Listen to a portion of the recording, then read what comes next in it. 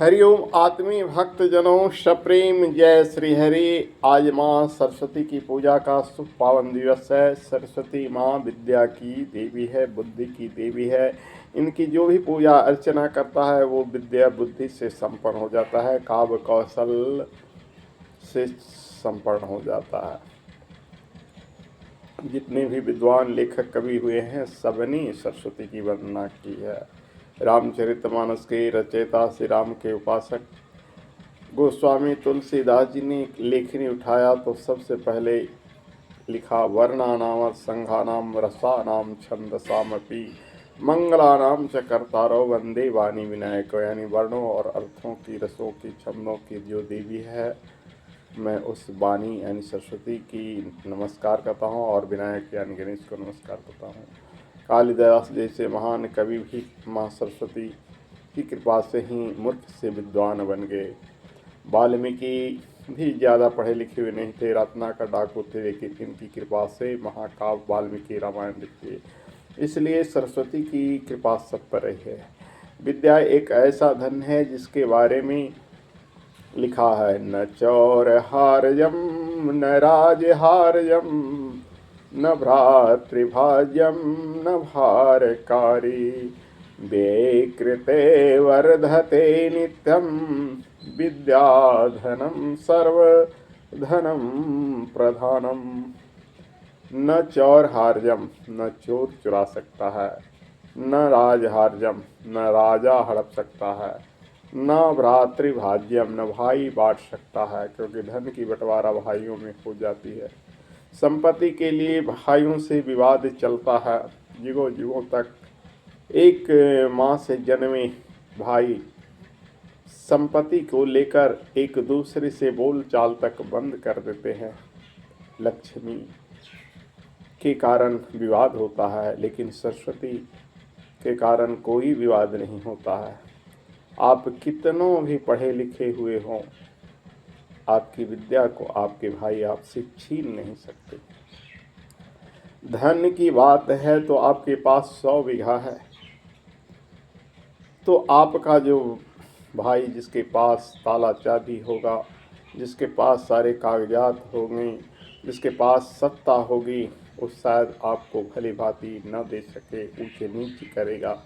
लेकिन विद्या एक ऐसा धन है जो राई रत्ती भी आपसे छीन नहीं सकेगा।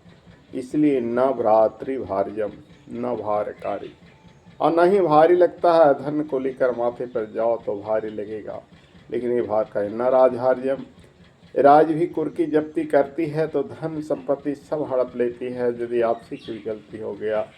लेकिन आपके पास विद्या है तो आपसे गलती भी होगी तो कहीं भी कमा खा सकते हैं।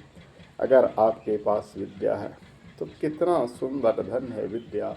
और वो सरस्वती की देवी, विद्या की देवी सरस्वती जिसे हम भूलते जा रहे हैं। व्यय कृते वर्धते नित्यम, व्यय करने से वर्धते नित्यम, नित्य बढ़ता है। आपके पास 100 रुपये है, बांटना शुरू कर दो तो उसको ख़त्म होने में देर नहीं लगेगा। 1000 रुपये है, लाख रुपये है, खर्च करो तो खर्च हो जाएगा। लेकिन विद्या को जितनी लोगों से कहोगे उतना ही आपका मेमोरी सीप में रिमेंबर यानी याद होगा, स्मरण शक्ति में वृद्धि होगी।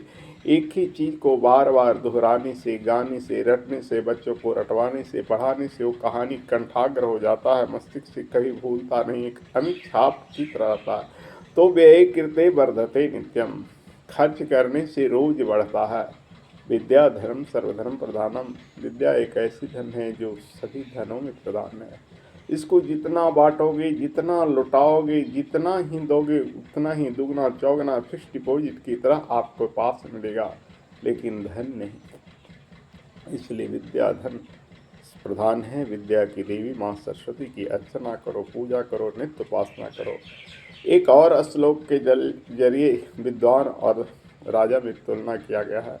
निपतम च विद्वतम च नैव तुल्य कदाचन, स्वदेशे पूज्यते राजा विद्वान सर्वत्र पूज्यते। विद्वतम च माने विद्वान और निपतम च यानी राजा, नैव तुल्य कदाचन, कभी तुलना नहीं की जा सकती है। क्योंकि स्वदेश से पूज्यते राजा, विद्वान सर्वत्र पूज्यते। राजा की पूजा सिर्फ अपने देश में होती है, उसकी प्रजा ही उसकी जय जयकार करते हैं, किंतु विद्वानों की पूजा समस्त भूमंडल पर होती है, चाहे अपना देश हो या पराया देश हो। रामायण सीरियल जब बना तो इसको अनेक भागों में, अनेक भाषाओं में इसका अनुवाद हुआ। रामायण काव्य का अनुवाद हुआ, कालिदास के काव्य का अनुवाद हुआ, अभिज्ञान शकुंतलम नाटक की ही रूपरेखा देखकर अंग्रेजों ने भी बहुत सारे नाटकों की रचना की। तो बहुत सारा चीज़ जो है ना हमारे देश से विदेश में गया। हमारी देश की विद्या कहते हैं, जब विदेशियों ने आक्रमण किया तो यहाँ से बहुत सारे पुस्तक चुरा चुरा कर ले गए, उसका ट्रांसलेट करके उन्होंने ही ये सब एरोप्लेन आदि की विद्या सीखी है। सबसे पहला विमान अगर कहीं था तो पुष्पक विमान भारत में था, जो संकेत मात्र से चलता था, कई मंजिला था। तो विद्या हमारी ही देश से सर्वत्र फैली है। विद्वानों और राजाओं में कभी तुलना नहीं करना। विद्वान दूसरी जगह किसी भी विपत्ति में अगर उनके पास धन नहीं है तो अपनी विद्या गुरु विद्या से कमा कर खा सकते हैं, किंतु राजा का राज्य सत्ता छीन जाने पर उन्हें संकट की स्थिति में सामना करना पड़ सकता है। इसलिए जय मां सरस्वती, जय विद्या की देवी। हरि ओम तत्सत।